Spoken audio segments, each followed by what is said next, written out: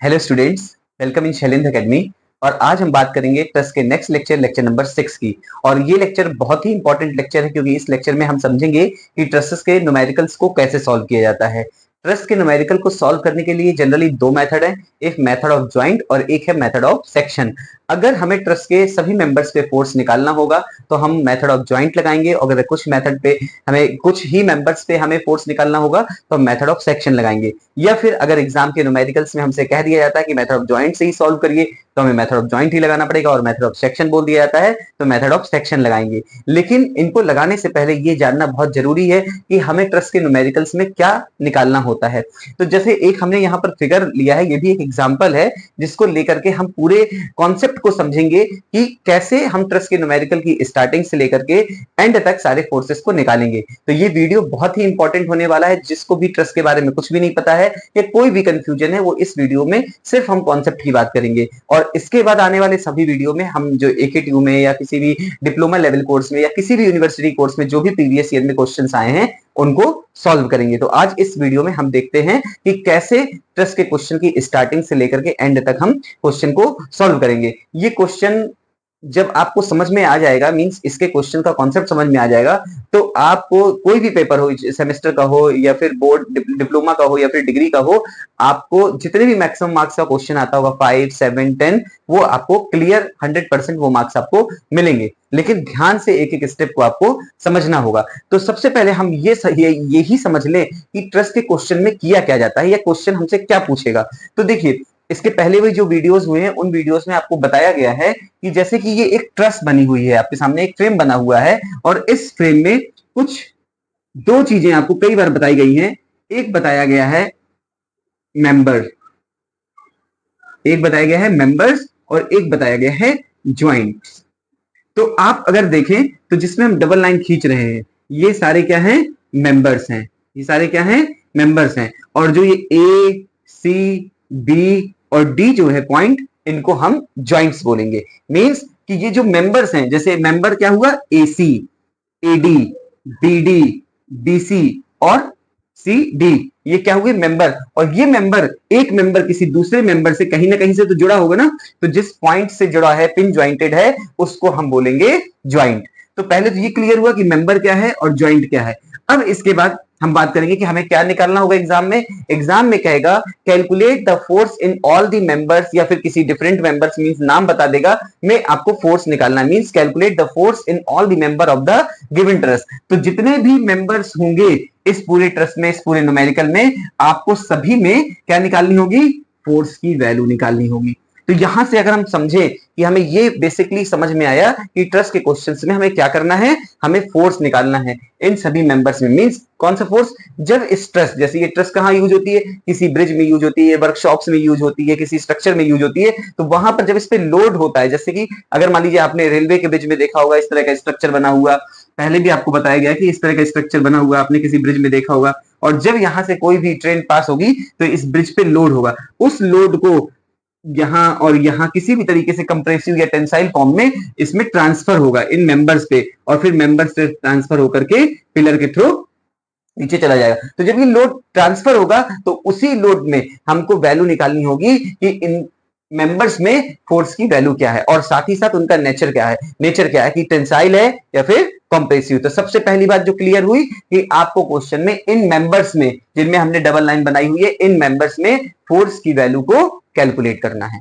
अब इसके बाद हमें कुछ स्टेप्स को फॉलो करना होगा। अगर उन स्टेप्स में कहीं पर भी कुछ गड़बड़ होता है तो हमारा आंसर नहीं आएगा। लेकिन इस बात को ध्यान रखिए कि ट्रस्ट के क्वेश्चन बहुत ही आसान होते हैं। जैसे आपने 2 डायमेंशनल फोर्स सिस्टम पढ़ा होगा तो आपने रिजॉल्विंग पढ़ी होगी, तो बेसिकली यहाँ पे रिजॉल्विंग लगानी होती है। लेकिन उस रिजॉल्विंग को लगाने में भी एक कॉन्सेप्ट था कि रिजॉल्विंग तभी होगी जब आपको एंगल पता होगा। तो एंगल निकालना भी इसमें एक इंपॉर्टेंट क्राइटेरिया है जिसको आपको फुलफिल करना होगा। वो एंगल भी कठिन नहीं होते, sine theta, cos theta, tan theta को लगा करके हम एंगल निकाल सकते हैं अगर हमको 2 डायमेंशंस दी हुई हैं। या फिर हम जो जनरली जो एंगल निकालने के रूल होते हैं, जैसे अगर बात करें शीर्षाभिमुख कोण है, तो हम उस तरीके से अल्टरनेट एंगल है तो हम उनका उपयोग करके भी एंगल को फाइंड आउट कर सकते हैं। तो ये अगर हम देखें कि हमने कुछ स्टेप्स लिखे हैं, जिसमें सबसे पहला स्टेप जो है वो यही है, to find out the required angle.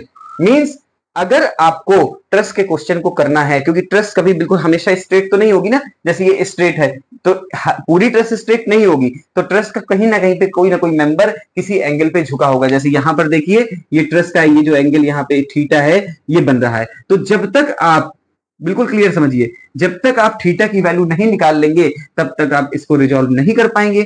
तो इसलिए सबसे पहला हमने स्टेप लिखा हुआ है to find out the required angle. जहां पर भी एंगल रिक्वायर्ड है ट्रस को सॉल्व करने में, उसके एंगल को हमको निकालना पड़ेगा। अगर इसी क्वेश्चन में देखें तो अगर ये एंगल चाहिए है तो कैसे निकलेगा, आप देखिए यहां पर एक साइड बन रही है राइट एंगल ट्रायंगल की, एक साइड ये बन रही है, एक साइड ये बन रही है, यहाँ 90 डिग्री है, आपको इसकी वैल्यू दी है 3 मीटर और ये CD भी दिया हुआ है यहाँ पे 1.5 मीटर। तो आप थीटा निकाल लेंगे, साइन कॉस टेन जो भी लगेगा उसके हिसाब से आप थीटा निकाल लेंगे, और जब थीटा आ जाएगा तो आपको पहला स्टेप क्लियर हो जाएगा to find out the required angle.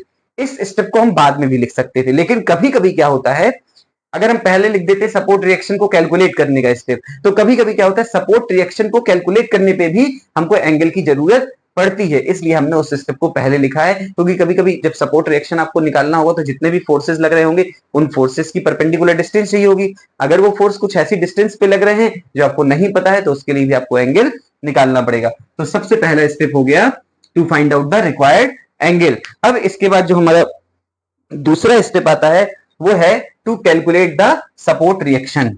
कोई भी ट्रस होगी वो कहीं पर भी कहीं ना कहीं पर सपोर्टेड होगी, बिल्कुल क्लियर। अब आप देखेंगे कि यहां पर जैसे ये सपोर्ट लगा हुआ है जिसको हम लोग बोलते हैं हिंज सपोर्ट, और जब हिंज सपोर्ट लगा होता है तो वहां पर दो रिएक्शन होती है, एक हो गई RAB और एक हो गई RAH। और इसी तरीके से दूसरी तरफ अगर देखें तो रोलर सपोर्ट लगा है और रोलर सपोर्ट में सिर्फ एक रिएक्शन होती है जिसमें हमने RB लिख दिया। अब इन रिएक्शंस की वैल्यू फाइंड आउट करना ही पड़ेगा। क्यों? क्योंकि जब आप क्वेश्चन को आगे मेथड ऑफ ज्वाइंट से लगाएंगे और आप ए ही पॉइंट पे ए ही ज्वाइंट लेंगे तो यहां पर जो भी फोर्स जो भी सपोर्ट होगा उस सपोर्ट की रिएक्शंस को आपको लिखना पड़ेगा। तो सबसे पहले स्टेप हो गया एंगल को निकालना और दूसरा स्टेप हो गया to calculate the support reaction. एक एक पॉइंट को समझिए और इसके बाद हम अगले वीडियो में इसका न्यूमेरिकल लेकर के आएंगे तो पूरा कॉन्सेप्ट आपका विथ न्यूमेरिकल क्लियर हो जाएगा। लेकिन इस कॉन्सेप्ट से ये क्लियर हो जाएगा कि ट्रस के क्वेश्चन में क्या करना है, कैसे करना है, किस स्टेप के बाद कौन सा स्टेप करना है। तो अब हम लोग का नेक्स्ट स्टेप आता है नेम द मेंबर्स। जैसे कि यहां पर ACDB है तो हम इन मेंबर को नाम दे देंगे, इसको 1 दे दिया, इसको 2 दे दिया, इसको 3 दे दिया, इसको 4 दे दिया, इसको 5 दे दिया। इससे एक सहूलियत ये होती है कि आपको क्लियरली पता चल जाएगा कि आपको कितने मेंबर टोटल हैं इस फिगर में और उनमें आपको फोर्स निकालना। तो मान लीजिए अगर आप नहीं नेमिंग करते हैं, AC लिख देते हैं, AD लिख देते हैं तो भी गलत नहीं है, लेकिन आपको ये नेमिंग करने में बस क्लियर ये हो जाएगा। पहले तो आपको ये अगर आप AC लिखते हैं तो कभी कंफ्यूजन हो जाएगा, AC लिखें या CA लिख दें, AD लिखें या DA लिख दें, तो बहुत अच्छा होगा कि 1 लिख दें तो हर बार F1 फोर्स ही हम कंसीडर करेंगे। और दूसरी चीज आपको क्लियर हो जाएगी कि टोटल हमारे मेंबर कितने, सब में फोर्स आ गया है कि नहीं हो गया है। तो हमें तीसरा स्टेप में नेमिंग कर देनी है। फिर इसके बाद नेक्स्ट जो हमारा स्टेप आता है applying method of joints. Method of joint क्या होता है, ये बहुत इंपॉर्टेंट स्टेप है क्योंकि इसी स्टेप के बेसिस पे पूरा क्वेश्चन सॉल्व होगा। मेथड ऑफ ज्वाइंट में सबसे पहले आपको ये समझ में आ गया कि हमको इस क्वेश्चन में इन पांचों मेंबर्स में फोर्स निकालना है। अब इन पांचों मेंबर में फोर्स निकालने की जो तरकीब है वो है method of joints. Method of joint में हम लोग एक एक ज्वाइंट को लेकर के सॉल्व करते हैं। जैसे कि एक ज्वाइंट है A, एक ज्वाइंट है D, एक ज्वाइंट है B और एक ज्वाइंट है C। ये है। अब अगर हम एक एक ज्वाइंट को लेते हैं तो हम A भी ज्वाइंट ले सकते हैं, हम D भी ले सकते हैं, हम C भी ले सकते हैं, B भी ले सकते हैं, क्योंकि हमारे पास 1 2 3 और 4 ज्वाइंट है। किसी भी ज्वाइंट को लेकर के शुरुआत कर सकते हैं। लेकिन सबसे पहले किसको लें, तो सबसे पहले हम उस ज्वाइंट को लेंगे जिसमें नंबर ऑफ अननोन फोर्स सबसे कम होंगे, जिसमें ऐसे फोर्स जो लग रहे हो जो सबसे कम हो, दो हो, 3 हो, 4 हो, इस तरह नहीं, जिनमें 2। क्यों? क्योंकि हमारे पास अगला स्टेप क्या है, अप्लाइंग रिजोल्यूशन ऑफ फोर्स, जो हम लोग ने पढ़ा हुआ है पहले कि मेथड ऑफ रिजोल्यूशन में रिजॉल्विंग करने का, वो हम लगाएंगे। और फिर equilibrium equation two calculate the unknown force. और इक्विलिब्रियम इक्वेशन क्या होती है, सिग्मा Fx बराबर 0 और सिग्मा Fy बराबर 0। तो सिग्मा एफ एक्स बराबर 0, सिग्मा एफ वाई बराबर 0, हमारे पास कितनी इक्वेशन है? 2।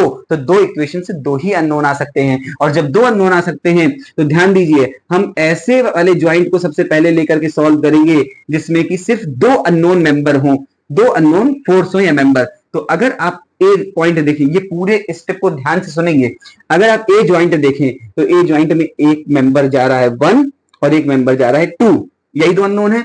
अगर आप डी देखते हैं तो डी में ये भी अननोन है, अभी ये भी अननोन है, ये भी अननोन है, तो नहीं सॉल्व कर सकते हैं। और इधर सी देखें, एक इधर अननोन, एक इधर अननोन, एक इधर अननोन, इसको भी नहीं सॉल्व कर सकते। डी में अगर देखें तो एक ये अननोन है और एक ये अननोन, तो हम चाहे तो ए को या चाहे तो बी को, दोनों में से किसी को भी पहले सॉल्व कर लेंगे। तो हमारे पास जब हम मान लीजिए हमने ए बनाया, तो देखिए अभी क्लियर, आप ए में एक लाइन ऐसे जा रही है, कैसे बनाते हैं? जब हम, सुनिए ध्यान से, जब हम ए ज्वाइंट लेंगे, जब हम ए ज्वाइंट लेंगे तो ए से जितने भी मेंबर या फोर्स जा रहे होंगे वो सब लेंगे। तो अगर हम यहां पर ए पॉइंट बनाते हैं, ध्यान से देखिए, तो ए से एक लाइन ऐसे गई है जहां हमने 2 माना है, तो हम यहां पर F2 लिख देंगे। क्यों? क्योंकि हमने आपको शुरुआत में बताया है कि हमें फोर्स की वैल्यू निकालनी है, तो हमने F2 क्यों लिखा? क्योंकि यहां पे 2 माना है। फिर हमने यहां पर 1 लिख दिया, F1, क्योंकि हमने यहां पर 1 माना है। ऊपर सी है, हमें उससे कोई मतलब नहीं है। ए पे हम देखेंगे एक रिएक्शन लग रही है RAB और एक यहां पर रिएक्शन लग रही है RAH, क्लियर? और यहां पे जो भी एंगल थीटा निकल करके आएगा उसकी हम वैल्यू रख देंगे। ए पॉइंट पे सिर्फ देखना है, ए ज्वाइंट पे, ए ज्वाइंट पे 1 2 3 4 और कुछ नहीं लग रहा। अगर हम बी लेते तो एक यहाँ F4, यहाँ पे F3 और यहाँ बी का बनाते हैं आपको, तो बी देखेंगे तो बी में देखिए ये बी ज्वाइंट, आपने बी बनाया, बी में एक लाइन ऐसे जा रही है 4 वाली, तो आपने F4 बनाया, और यहाँ पर क्या लाइन है 3, F3 बनाया, और एक रिएक्शन सिर्फ है यहाँ पे, क्या? RB, और यहां से एंगल थीटा। तो इस तरीके से हम यहां पर भी से रिजॉल्व करेंगे इसको, और रिजॉल्व करने के बाद क्या लगाएंगे? सिग्मा एफ एक्स बराबर 0 और सिग्मा एफ वाई बराबर 0, तो अननोन फोर्स F4 और F3 की वैल्यू आ जाएगी। अब और सुनिए एक इंपॉर्टेंट लाइन, ए लिया तो F1 और F2 आ गए, बी लिया तो F4 और F3 आ गए। अब क्या बचा है? सिर्फ एक ज्वाइंट, एक मेंबर बचा है जिसमें फोर्स निकालना है, F5, तो F5 निकालना है। तो अब आप चाहे D वाला ले लीजिए ज्वाइंट और चाहे C वाला। डियर स्टूडेंट्स, ये बिल्कुल भी इंपॉर्टेंट नहीं है कि सारे ज्वाइंट को लेकर के सॉल्व किया जाए, लेकिन ये इंपॉर्टेंट है कि सारे मेंबर में फोर्स निकल करके आए, उसके लिए चाहे हमें कोई भी ज्वाइंट लेना पड़े। तो जब हमने डी ले लिया तो डी देखिए, जैसे डी का बनाते हैं तो डी में क्या है? डी में यहां ऊपर की तरफ लग रहा है F5, ये देखिए इधर लग रहा था F3 और इधर लग रहा है F4, और डी से ही एक नीचे लग रहा है लोड 30 किलो न्यूटन। इसको सॉल्व करेंगे तो F5 आ जाएगा, और जब F5 आ गया तो पांचों हमारे पास वैल्यूज फोर्स की आ गई मेंबर्स में। हमारा क्वेश्चन हो गया सॉल्व। जब हम फोर्स की वैल्यू सॉल्व कर रहे होंगे F1 F2 F3 F4 की, तो हो सकता है F1 की वैल्यू हो सकता है 10 किलो न्यूटन आए, F2 की वैल्यू -20 किलो न्यूटन आए। तो अगर प्लस में वैल्यू आती है तो उसका नेचर यानी होगा टेंसाइल, और अगर माइनस में आती है तो उसका नेचर क्या होगा? कंप्रेसिव, क्योंकि हमको लिखना पड़ेगा। और इसके बाद ये कैलकुलेट कर लिया हमने अननोन फोर्स। फिर है लास्ट और most important point, draw the calculated force table with nature of the force. Force के जो भी फोर्स का नेचर, यही नेचर टेंसाइल है कि कंप्रेसिव है, इसके साथ ही हम इस टेबल को बनाएंगे। और टेबल कैसी बनेगी अगर उसको देखें तो इस तरीके से आपको टेबल बनानी होगी। टेबल में आपने ऊपर लिख दिया यहां पर मेंबर, फिर आपने लिख दिया यहां पर फोर्स किलो न्यूटन में या न्यूटन में, जिस तरह एग्जाम में दिया होगा, और यहां पर लिख दिया नेचर। सबसे पहले आपने 1 किसको, अब आप यहां पे 1 2 3 नहीं लिखेंगे, आपने 1 किसको माना है? AC को। आपने मेंबर लिखा AC, क्योंकि एग्जाम में आपको AC ही मिला था। और फिर आपने AC में मान लीजिए वैल्यू आई 10, फिर अगर माइनस में आई थी तो आप लिख देंगे C। फिर आपने 2 किसको माना था? AD को, आपने लिखा AD। इसकी वैल्यू आई मान लेते हैं 15 प्लस में, तो आपने T लिखा। फिर इसी तरीके से आपकी वैल्यू आई 3 किसको माना था आपने? BD को, यहां वैल्यू आई मान लीजिए 7, कंप्रेसिव आई लिख दिया। फिर इसके बाद वैल्यू आई आपने 4 माना था, BC को आपने BC लिखा, इसकी वैल्यू मान लीजिए 8, टेंसाइल आई। फिर इसके बाद लास्ट वाला था 5th आपने माना था CD को, इसकी वैल्यू आई 0, इसमें कोई नेचर नहीं होगा तो आपने डैश कर दिया। इस तरह से जाके एग्जामिनर आपकी इस टेबल को चेक करेंगे और इसको चेक करने के बाद ही क्लियर हो पाएगा कि आपका क्वेश्चन सही है कि गलत। तो मुख्य स्टेप क्या है? मुख्य और जो सबसे मेन इंपॉर्टेंट स्टेप है वो इधर से किसी भी अगर एंगल की जरूरत पड़ती है क्वेश्चन को सॉल्व करने में, चाहे वो रिएक्शन निकालने में हो या नॉन फोर्स निकालने में हो, तो डियर स्टूडेंट्स एंगल बहुत ध्यान से निकालेंगे। फिर इसके बाद सपोर्ट रिएक्शन निकालेंगे, फिर इसके बाद 1 2 3 कर देंगे, मेथड ऑफ ज्वाइंट लगाएंगे, हर एक ज्वाइंट को लेंगे, फिर इसके बाद आप रेजोल्यूशन ऑफ फोर्स लगाएंगे यानी रिजॉल्विंग करेंगे, और फिर फोर्सेस की या नॉन फोर्सेस की एक एक करके वैल्यू आएगी और फिर आप उसको लास्ट में टेबल को ड्रॉ करेंगे। एक इंपॉर्टेंट पॉइंट कि हम किस वाले ज्वाइंट को सबसे पहले लेंगे, जिस ज्वाइंट में सबसे जो अननोन फोर्सेस हैं वो सबसे कम होंगे। जनरली ए में ही रहता है, लेकिन उस ज्वाइंट से जितने भी और फोर्सेस जा रहे होंगे, जैसे अगर सी लेते हैं हम, तो एक इधर जा रहा है, एक इधर जा रहा है, एक इधर जा रहा है, 15 किलो न्यूटन हम यहां लगा देते। तो इस तरीके से हम जितने भी ज्वाइंट को लेंगे उसमें सब में हम जितनी भी उससे चाहे एक्सटर्नल लोड लग रहा हो, रिएक्शन लग रही हो, या जितने भी मेंबर जा रहे हैं उसको सबको लेंगे। अब लास्ट में सबसे इंपॉर्टेंट चीज जो अभी तक हमने नहीं बताई है, हमने जब फोर्स लिए तो बाहर की तरफ एरो लिया, ठीक। तो जब हम अभी एक न्यूमेरिकल करेंगे तो इसको पूरा आपको वहां पर जब कराएंगे तो आपको और क्लियर होगा। ये हम कॉन्सेप्ट मान के चलेंगे कि क्योंकि नहीं तो आप कहीं अंदर कहीं बाहर की तरफ ले लेंगे तो कंफ्यूज हो जाएंगे। आप सभी जगह पे फोर्सेस को बाहर की तरफ लेंगे। देखिए हमने यहां भी बाहर लिया, यहां भी बाहर लिया, यहां भी बाहर लिया और यहां भी बाहर लिया। सब जगह हर एक ज्वाइंट पे जो 1 2 3 आपने माना है फोर्स बाहर की तरफ लेंगे, और बाहर की तरफ लेने में चाहे प्लस आए आंसर चाहे माइनस आए आंसर, अगर इन फोर्सेस की आगे जरूरत पड़ती है ट्रस को सॉल्व करने में तो हम प्लस आया है तो प्लस रखेंगे, माइनस आया है तो माइनस रखेंगे, लेकिन हम सब जगह एरो बाहर की तरफ लेंगे। ये बहुत ही इंपॉर्टेंट पॉइंट है पूरी ट्रस का, क्योंकि कभी कभी इसी में कंफ्यूजन होता है, बाहर की तरफ ले, जैसे माइनस आ गया तो हम अगले में क्या इसको अंदर की तरफ ले ले, तो फिर कंफ्यूज हो जाएंगे कि अंदर की तरफ ले लिया, अब वैल्यू प्लस रखे या माइनस, कोई कंफ्यूजन नहीं। सब जगह हम बाहर की तरफ रखेंगे, लगाएंगे जब रिजॉल्विंग करेंगे, और जो आंसर आता जाएगा अगर उसकी जरूरत पड़ेगी ही जरूरत, तो हम उसको प्लस या माइनस जो आया होगा उसी में रख देंगे। तो इसके बाद ही हम अभी लास्ट 2023-24 में एक क्वेश्चन आया है एके ट्यूब में ही, उसको ही सॉल्व करेंगे। क्वेश्चन ये इसमें 5 मेंबर्स हैं, क्वेश्चन और बड़ा हो सकता है 7 मेंबर्स का, 9 मेंबर्स का, तो हम उसके लिए बिल्कुल तैयार रहें कि हमें इसमें समय देना है, प्रैक्टिस करनी है, और अभी भी समझ में अगर कहीं है तो आप दोबारा से वीडियो को जरूर देखें। इसके बाद हम बात करेंगे इसके एक न्यूमेरिकल की, जो अभी 2023-24 में 24-25 चल रहा है, 23-24 के सेमेस्टर एग्जाम में मैकेनिकल में आया हुआ है। वीडियो को आप बहुत ध्यान से देखिए क्योंकि इस वीडियो से आपका सारा कॉन्सेप्ट क्लियर होने वाला है। अपने फ्रेंड्स के साथ शेयर जरूर कीजिए, लाइक करके या कमेंट करके अपना फीडबैक दीजिए। तो मिलते हैं नेक्स्ट वीडियो में। Thank you so much for watching. Thank you.